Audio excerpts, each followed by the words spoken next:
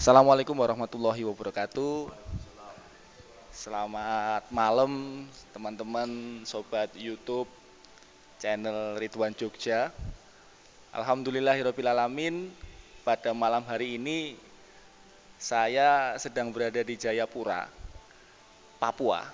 Dan ini ada dua orang aktivis yang selama ini terlibat dalam pemberdayaan masyarakat, baik pemuda dan kemasyarakatan di Papua. Teman-teman dari gerakan Ansor Nahdlatul Ulama, nanti silahkan memperkenalkan dirinya. Ini ada Bang Amir dan ada Bang Gozali. Nah, kita kenalan dulu aja Bang, silakan kenalan dulu. Assalamualaikum warahmatullahi wabarakatuh. Perkenalkan, nama saya Amir Mahmud Madubun. Saya tinggal di Papua, mantan Ketua Ansor Papua, dan sekarang menjabat salah satu Wakil Sekretaris Jenderal Pimpinan Pusat Gerakan Pemuda Ansor dari wilayah Timur Indonesia. Assalamualaikum warahmatullahi wabarakatuh. Saya Ghazali Husin Renyibur, menjabat sebagai Ketua Gerakan Pemuda Ansor Provinsi Papua, masa khidmat 2020-2024. Ya, saya manggilnya Bang atau Mas ya. Mas itu Jawa ya. Jadi Bang Amir, kita ini kan selalu teman-teman ini ngelihat Papua ini punya problem-problem yang unik ya. Nah, sebenarnya karakteristik masyarakat asli Papua, selama ini kan Abang sudah berpuluh tahun di Papua, itu sebenarnya seperti apa sih dalam sisi kerukunan satu sama lain begitu. Ya, baik Mas, saya ini dari 2005 jadi akademisi di Papua, jadi dosen hukum. Banyak mahasiswa saya itu terdiri dari berbagai latar belakang, dari berbagai daerah, ada yang dari pegunungan, ada dari lembah, ada dari pesisir pantai. Karena Papua ini memiliki keunikannya itu masyarakat yang di gunung, ada masyarakat pesisir pantai, dan masyarakat yang tinggal di lembah-lembah atau pedalaman. Nah, keunikannya bahwa kalau kita yang hidup di Papua, kita melihat ciri masyarakat Papua, kita udah tahu, oh ini dari daerah Nabire misalnya. Karena wilayah adat Papua ini kan ada wilayah Mepago, ada wilayah Lapago. Kalau wilayah Mepago itu mulai dari Nabire sampai ke Intan Jaya. Mabire, Paniyai, Dogiyai, Deiyai, Intan Jaya. Itu masuk dalam satu wilayah adat namanya wilayah Mepago. Suku Mepago. Kalau wilayah Lapago itu wilayah di daerah pegunungan. Wilayah daerah pegunungan itu mulai dari Kabupaten Jayawijaya Wamena sampai ke Kabupaten Puncak Ilaga. Itu mereka terdiri dari sukunya disebut dengan kelompoknya wilayah adat Lapago. Iya, Lapago. Lalu wilayah pesisir itu, kalau wilayah dari kota Jayapura, Kabupaten Kerom, Kabupaten Sarmi, Kabupaten Mambramuraya, itu masuk dalam wilayah adat namanya wilayah Mamta. Wilayah Mamta. Lalu wilayah Seriri itu mulai dari Biak, Supiori sampai ke Yapen, Waropen. Jadi masing-masing punya keunikan wilayah adat masing-masing. Dan Papua ini, keunikan masyarakat itu membuat sehingga cara kehidupan mereka itu memang, kalau kita yang hidup di Papua, kalau orang di luar Papua biasanya mengatakan begini, orang Papua ini sulit membedakan. Kita lihat sama semua, padahal kalau kita yang hidup di Papua, kita sudah bisa mengetahui, oh ini tipikal orang ini pasti ini dari daerah Biak misalnya, atau dari daerah Merauke dan daerah Gunungan. Yang berikut saya ingin menjelaskan sedikit bahwa masyarakat Papua ini sebenarnya ada semacam stigma bagi orang di luar Papua, katakanlah orang Jakarta, orang Jawa, mengatakan bahwa orang Papua ini masyarakat yang terbelakang. Sebenarnya itu tidak benar juga. Kalau bicara indikator keterbelakangan itu kan bicara dalam perspektif sumber daya SDM-nya. SDM Papua ini cukup luar biasa, banyak yang sudah jadi doktor, profesor malah sudah banyak. Cuman mereka-mereka yang punya keintelektual, yang punya kemampuan ini, memang selama ini mereka tidak pernah difungsikan oleh pemerintah sendiri. Itu persoalannya. pemerintah daerah ini tidak mampu mengakomodasikan kelompok-kelompok intelektual Papua asli. Padahal mereka ini kalau di luar Papua, bahkan ada di internasional, mereka cukup luar biasa. Punya intelektual yang luar biasa, punya potensi yang luar biasa. Yang kalau pemerintah bisa mampu merekrut mereka, maka ini akan menjadikan Papua ini ke depan menjadi sebuah provinsi yang akan bersaing dengan provinsi lain di Indonesia. Itu sebenarnya yang harus perlu jadi stigma terkait dengan Papua ini masih terbelakang, saya kira itu pada saat ini sudah tidak benar. Soal orang Papua lebih paham tentang masalah Papua dibandingkan orang Jakarta. Ini kan kita kan sering kalau ada masalah tiba-tiba ada pemerintah pusat datanglah mengirim wakil. Nah, ini sebenarnya gimana sih Bang situasinya? Jadi begini, saya ingin menjelaskan, orang Papua ini punya persoalan itu sebenarnya tidak perlu harus orang dari luar datang menyelesaikan. Apakah dari Jakarta atau dari mana-mana. Saya kira orang Papua ini bisa menyelesaikan persoalannya sendiri. Hanya saja pemerintah tidak memberikan kesempatan kepada orang Papua untuk menyelesaikan persoalannya sendiri. Katakanlah begini, ada tokoh-tokoh Papua yang sangat punya potensi, punya kapasitas dan punya kemampuan. Ini harus diberi ruang bagi pemerintah, diberi ruang oleh negara untuk menyelesaikan persoalan Papua. Karena dia yang paham Papua. Contoh, hari ini Papua ini Kapoldanya orang Papua asli, Pangdamnya orang Papua asli, hampir seluruh pejabat ini orang Papua asli. Ada otonomi khusus ini memberikan ruang yang luar biasa kepada Papua, dalam hal ini gubernurnya, wakil gubernurnya, bupatinya harus orang asli Papua. Ada sebuah perubahan yang baru ketika mereka, contoh misalnya Pangdamnya orang Papua asli, Kapoldanya orang Papua asli. Hari ini Papua kondusif aja. Di Jakarta ada kekhawatiran, kita di Papua hidup aman-aman aja, tidak ada persoalan. Jadi sebenarnya yang jadi persoalannya apa? Karena itu saya kira dalam menyelesaikan Papua, ada problem di Papua, apakah ada persoalan dinamika kemasyarakatan, apakah ada persoalan keamanan. Saya kira negara, pemerintah harus memberikan ruang bagi orang Papua asli yang punya kapasitas menurut negara, yang punya kapabilitas. Mereka datang menyelesaikan sendiri. Dan saya kira kalau orang Papua sendiri menyelesaikan masalah, insya Allah pasti tuntas persoalannya. Pasti akan menjawab problem yang dihadapi di Papua. Sepanjang orang luar yang menyelesaikan, persoalan ini tidak akan pernah selesai. Oke, terima kasih banyak penjelasannya Bang Amir. Tapi saya ingin juga tanya ke Bang Ghazali ya. Ini kan Anda sebagai aktivis muda di Papua, ini kan banyak sekali organisasi-organisasi. Kita sering dengar bahwa anak-anak muda Papua itu kritis. Anak-anak muda Papua ini punya pikiran yang maju gitu.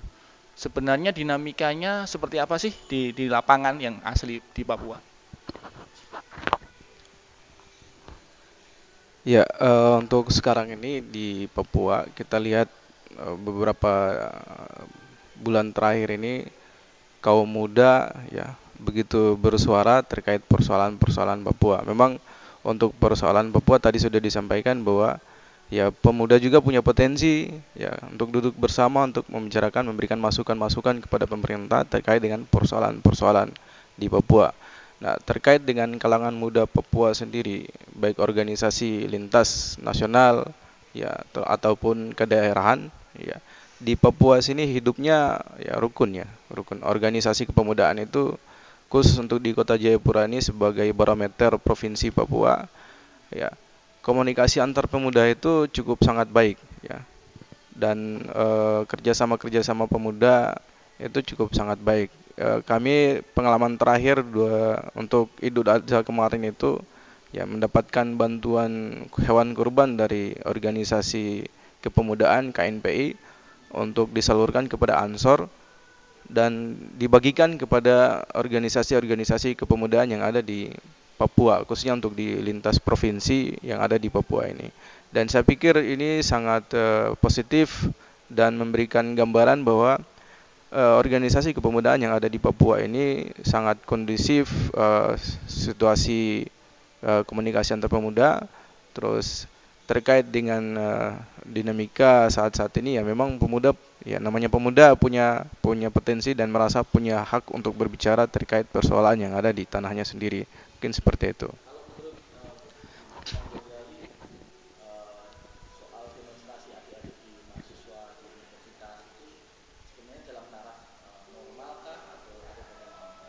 Ya, kita perhatikan beberapa demonstrasi terakhir ini, memang ada kelompok-kelompok muda yang afiliasinya lahir di kampus itu bersuara terkait otonomi khusus. Memang di satu sisi mungkin kita lihat ada sedikit unsur apa namanya politiknya, tapi saya rasa ya itu tadi unsur semangat dari pemuda untuk berbicara tentang kondisi Papua itu yang membuat mereka merasa mencari tempat di mana yang mereka bisa bersuara gitu. Jadi itu lebih ke arah situ. Ya saya pikir ya kalau bisa untuk pembangunan Papua ke depan, pemuda juga diberikan peran, diberikan ruang untuk pembinaan sumber daya manusia. Saya beberapa waktu lalu ikut fokus grup diskusian dengan Kapolda Papua, membuka kesempatan berbicara kepada pemuda-pemuda yang ada di Papua pada forum itu. Saya pikir saat itu banyak pemuda yang berbicara tentang potensi dan peluang yang harus diambil oleh pemuda itu sendiri. Nah, ini tinggal pemerintah daerah bagaimana caranya untuk memberikan ruang dan kesempatan itu kepada mereka. Ya, terima kasih Bang Gozali. Ya, ini Bang Amir. Ini kan Papua ini kan sangat strategis ya, dalam artian sumber daya alamnya, kemudian letak geografisnya, potensi wisata dan sebagainya. Tentu ini dalam konteks regional, wilayah Papua ini juga sangat strategis. Dia menjadi dalam tanda petik hub lah antara negara-negara besar ya. Pangkalan-pangkalan Guam misalnya dekat dengan Papua, Adelaide dekat dengan Papua, perlintasan-perlintasan udara juga melalui Papua. Nah, kira-kira mungkin nggak Bang, ini ada kepentingan-kepentingan asing gitu yang interferensi masuk dengan kedok macam-macam di Papua. Abang kan selain dosen kan juga aktivis yang sehari-hari bertemu dengan masyarakat. Mungkin ada cerita soal itu. Ya baik Mas, ini kita tidak bisa memungkiri bahwa ada kelompok-kelompok asing yang masuk ke Papua. Dan saya pikir memang ini bukan hal yang baru bagi kita di Papua. Memang sudah sering itu terjadi dan sudah beberapa tahun-tahun yang lalu sudah sering kelompok-kelompok asing dengan menggunakan baju LSM dan lain sebagainya.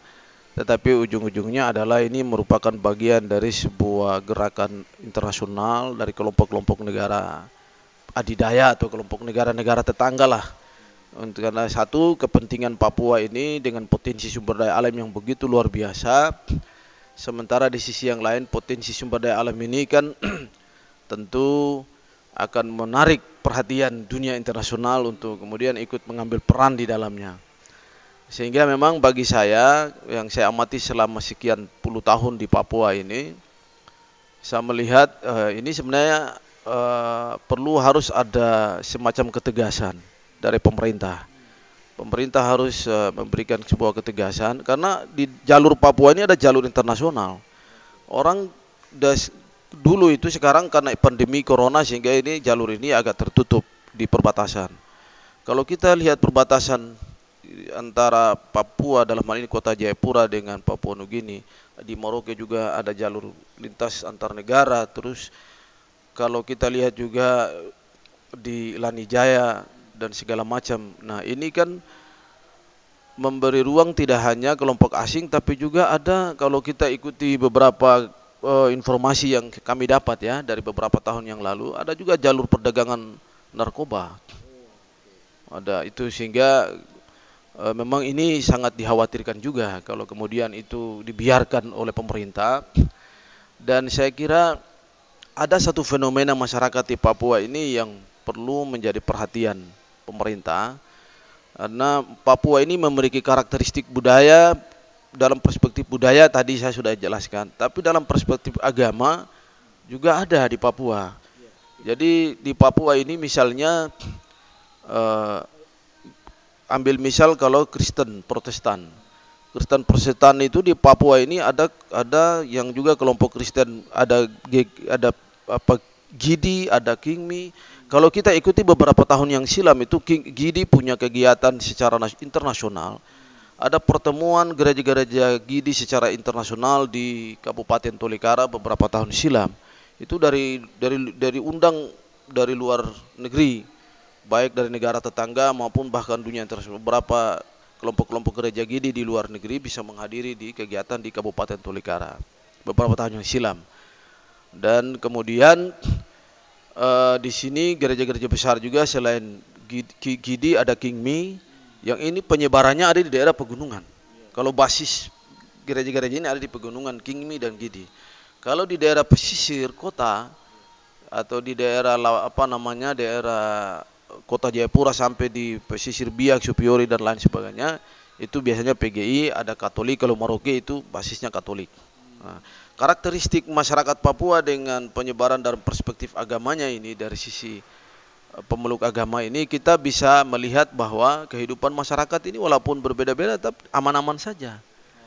Tidak ada persoalan yang mengemuka. Masjid dibangun juga ada di, misalnya di daerah Tolikara, masjid bisa dibangun di sana, sampai daerah Kabupaten Puncak Mulia itu juga. Jadi saya pikir dalam perspektif keagamaan masyarakat Papua sangat terbuka, care dengan persoalan toleransi, persoalan menghargai perbedaan. Jadi sebenarnya yang jadi persoalannya adalah karena masyarakat ini akan muncul kecurigaan ketika orang luar yang datang. Itu ada satu fenomena, ada satu gejala sosial yang muncul di masyarakat Papua ini yang saya ikuti selama ini. Mereka itu kalau ketika ada sesuatu yang baru, itu pasti akan melahirkan kecurigaan. Jadi kalau misalnya begini, orang Jakarta yang datang dengan berbagai hal-hal yang baru, ini akan membuat masyarakat Papua menjadi curiga. Kalau kemudian orang Papua sendiri yang datang dan berbicara dengan pendekatan budayanya, karena dia tahu dia berasal dari sini, saya kira tidak ada masalah, persoalannya akan clear. Ada istilah tadi apa, saponang?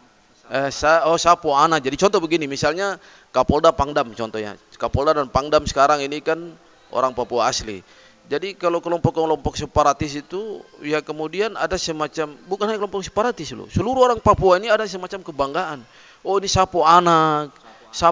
Jadi sapo anak itu maksudnya anak saya. Ini kami punya anak, ini Kapolda kami punya anak, ini Pangdam. Jadi ya kita harus sama-sama menjaga keamanan dan ketertiban di Papua supaya nanti orang luar bilang, orang Jawa bilang, selalu istilah orang di sini, orang Papua. Nanti orang Jawa bilang bahwa kamu punya anak sendiri baru kamu tidak bisa jaga lagi. Itu kira-kira seperti itu. Jadi saya sangat berterima kasih sekali kepada ini TNI, pihak TNI dan Polri, Mabes Polri, Mabes TNI. Hari ini memberikan perhatian khusus kepada anak-anak asli Papua untuk menjadi penguasa di daerah, baik di kesatuan TNI maupun kesatuan Polri. Saya kira ini harus ada ruang juga oleh negara, diberikan ruang untuk tidak hanya orang Papua kalau dari dulu itu jatahnya jadi menteri. Saya kira jangan hanya diberikan porsi menteri. Mungkin juga ya ada jabatan-jabatan dirjen, ada jabatan-jabatan sekjen, deputi. Ya berikanlah prioritas kepada anak Papua yang lulusan-lulusan luar negeri, Harvard, lulusan-lulusan dari Inggris dan dari Eropa yang lain. Mereka sangat luar biasa. Supaya ada satu persoalan, Mas. Ini saya sebelum ini saya mau ingin sampaikan. Ini real ya, saya ceritakan lewat YouTube ini, Mas Ridwan, ini real ya. Bahwa ini bahasa-bahasa ini muncul di kalangan pemuda Papua, anak-anak Papua asli, tokoh-tokoh masyarakat asli Papua.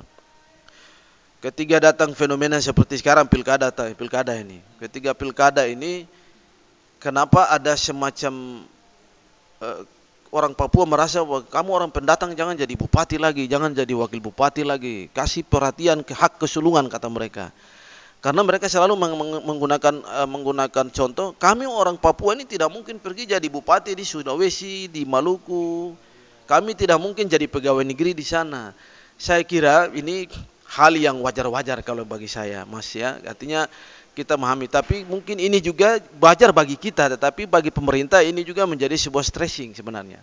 Bahwa pemerintah juga harus kemudian, kalau dulu ada transmigrasi orang Jawa ke Papua atau Sulawesi ke Papua, sekarang cobalah transmigrasi orang Papua ke Jawa lagi.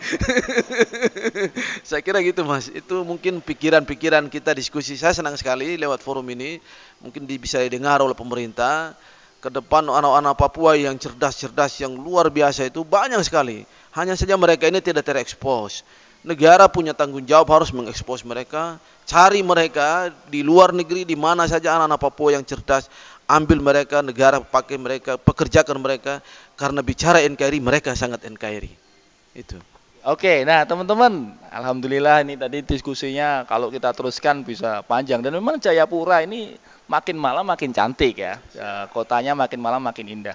Barangkali viewer, subscriber channel Ridwan Jogja ada yang bertanya, Mas, ini era corona kok enggak ini pakai masker? Kami pakai, kami tetap siap dengan protap, dan ini juga kami rekam dalam waktu yang sangat singkat, dan kami tetap berusaha jaga jarak.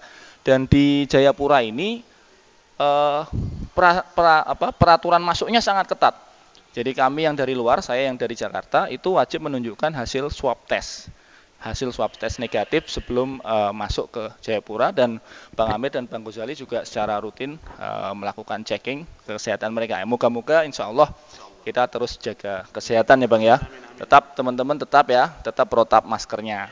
Nah oke Bang, closing statement buat viewer kita channel Ridwan Jogja, barangkali dari Papua apa yang mau disampaikan? Mungkin ke Mas Bang Ghazali dulu, silakan.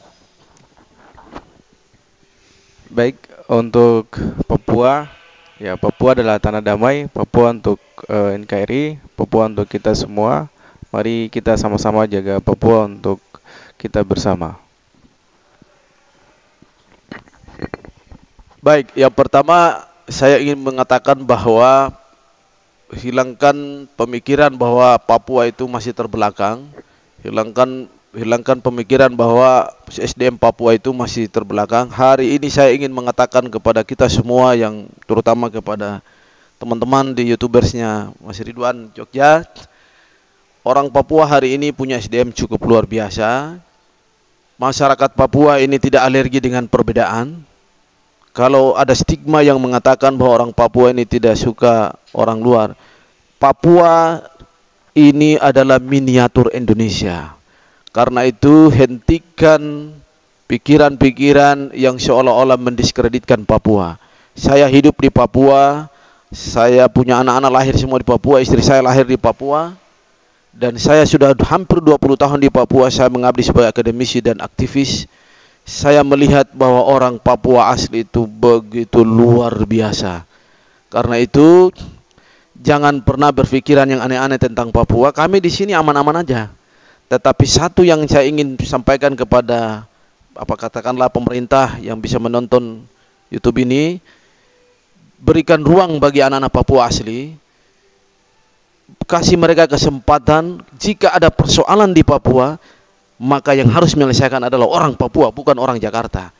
Kalau kita ingin Papua menjadi bagian dari Indonesia, karena NKRI itu tanpa Papua bukan NKRI.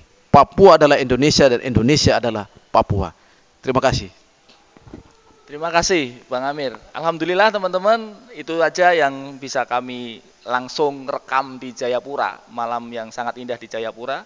Tetap semangat, tetap jaga kesehatan. Terima kasih sudah subscribe, like dan share video ini, dan salam intelijen.